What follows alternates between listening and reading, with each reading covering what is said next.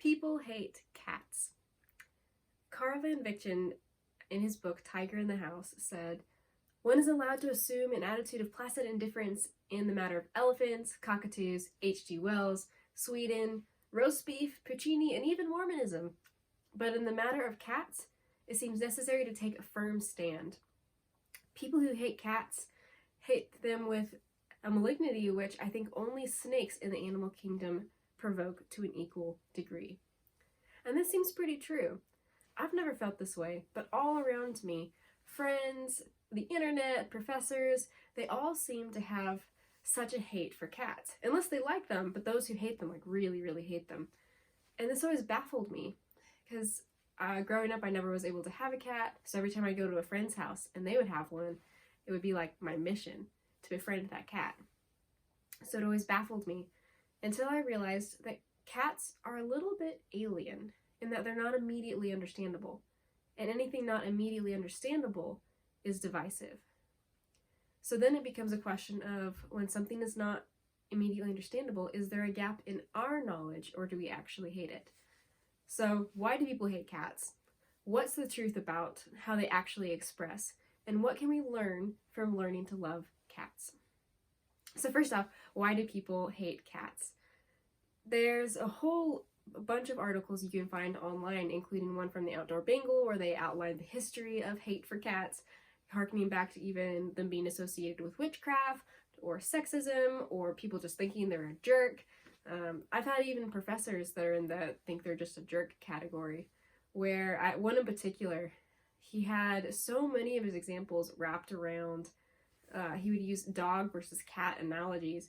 And I remember being so frustrated one day in class when he used an analogy of a cat coming to greet you and they rub up against your legs and then they rub up against the table with the equal amount of affection.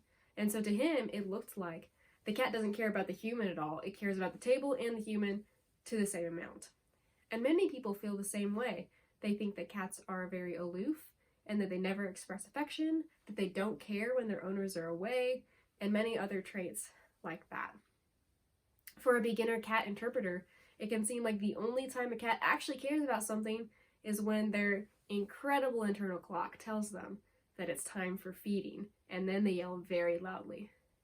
So I understand why, if you weren't already trained in how to interpret cats' various signals, you would think they're just kind of aloof little jerks that live in your house. But what is the truth about how cats actually express? PetMed.com has a whole list of different ways that you can learn to interpret your cat's behavior. For example, there's something affectionately termed airplane ears, where their ears will like shoot backwards like this when they're alarmed by something or stressed, whereas their ears will be more to the front if they're doing well and just happy and alert. Their tail, it can be a sign of how much stimulus they're taking in. If the tail is moving really fast, it can mean that they're very engaged in what's happening. And in introvert cats like mine, the tail moving really fast means she's about done. She's probably going to leave soon. But in one of my friend's cats, it means that they're having a super good time. So it's just a marker of how engaged the cat is. And then based on each cat, it can mean different things. There's even things like how they display affection. There's something called the slow blink, which, because cats are predators naturally, them closing their eyes towards you is a sign of trust and affection. And so if they close their eyes or they just slow blink at you, it's actually a sign of affection. And once I learned that, I started noticing my cat doing it all the time. There's also what my professor brought up, the cat hitting you with their, like affectionately, and then affectionately getting in the table in the same way. Well, cats have affection displacement. So if they're just rubbing up against things, it means that they're feeling an overwhelming sense of affection, and so it just has to go everywhere. So them rubbing up against the table and you when they're excited to see you is actually a super good sign. These are all things that had to be learned about the cat's behavior, that if you didn't know to look for them, you wouldn't have any idea that they were communicating at all. There's also the claim that cats don't care about their humans at all, but another article by the Outdoor Bengal called "Are Your Vacations or Office Days Triggering Separation Anxiety?" outline how, as a matter of fact, yes, cats feel an enormous amount of separation anxiety from their humans. And some cats can even die from the stress if it's prolonged enough. I've never heard of a dog doing that. Not that they're better or anything, but just the idea of, if you know how to recognize your cat's anxiety or your cat's internal workings, you'll be able to actually see it all the time. As opposed to if you didn't take the time to learn, you'll just think that they don't care at all. So what can we learn about learning to love cats? As you can see, cats are thinking, feeling creatures, like of an animal level, but they have preferences and they have boundaries, and you have to learn how they express in order to actually interpret what they're expressing. I think people are the same way. I have so many different friends that I've had to learn how they express love and how they receive love. Physical touch is a huge love language for me, and so I give hugs every time I say hello or goodbye to most of my friends, but I've definitely had a friend or two that did not receive love in that way at all. And so it was most respectful and loving to them to figure out how to say hello and goodbye in a different way. One of my friends we fist bump, one of my friends we just kind of like give a thumbs up or something like that.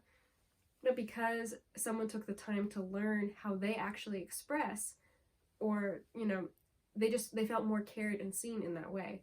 Or for example, if someone grew up in a words of affirmation household where people were said I love you all the time, and someone else grew up in more of like an action-based household where they didn't say those kinds of things much, they might totally miss each other in trying to express affection until they learned about each other's background and realized, oh, every time he makes sure I have a napkin, he's actually expressing love. Or every time she says, you look great today, she's actually expressing love.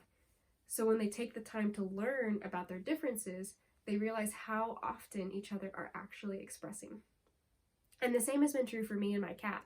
I had a little bit of a hard time learning to gauge her reactions to things at first, but the more and more I've learned about cat body language and how to interpret their internal workings and all that, the more I realized she's actually communicating all the time.